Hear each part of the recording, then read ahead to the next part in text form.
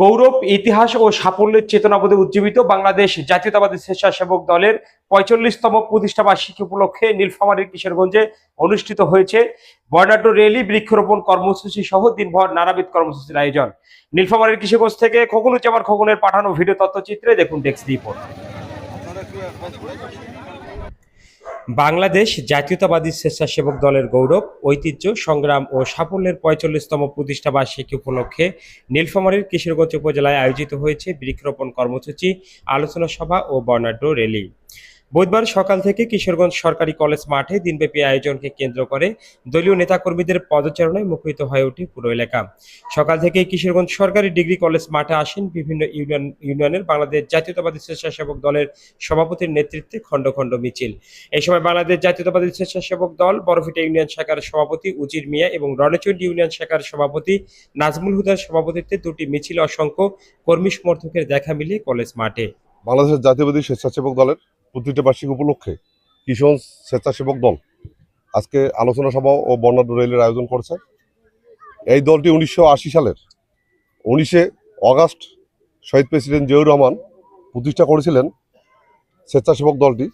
এই দলের যে লক্ষ্য উদ্দেশ্য ছিল আছে সেটা হচ্ছে যে স্বেচ্ছায় এই বাংলাদেশ জাতীয়বাদী পরিবারে একটি সংগঠন থাকবে যা স্বেচ্ছায় মানুষের বিপদ আপদে, দুর্যোগপূর্ণ আবহাওয়া, আইন বিচার বিভিন্ন কাজে স্বেচ্ছায় শ্রম দিয়ে বাংলাদেশের মানুষের বিপদ আপদে দাঁড়াবে।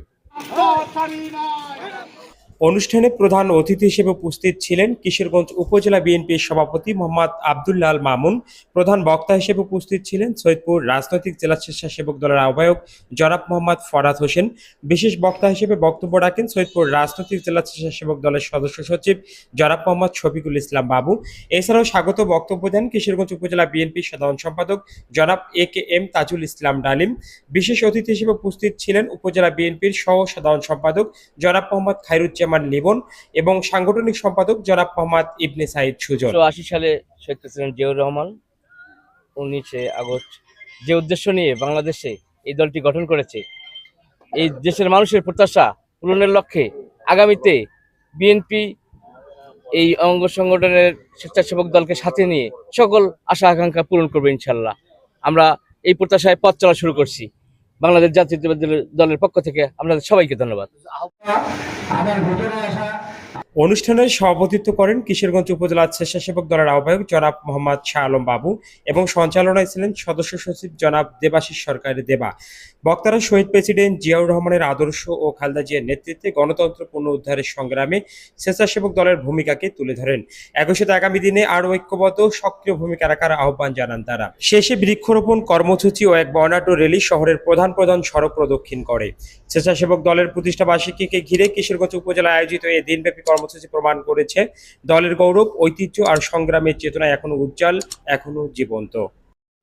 গৌরব, ঐতিহ্য, সাফল্যের ৪৫তম আজকের এই বাংলাদেশ জাতীয়তাবাদী স্বেচ্ছাসেবক দলের প্রতিষ্ঠা বার্ষিকী।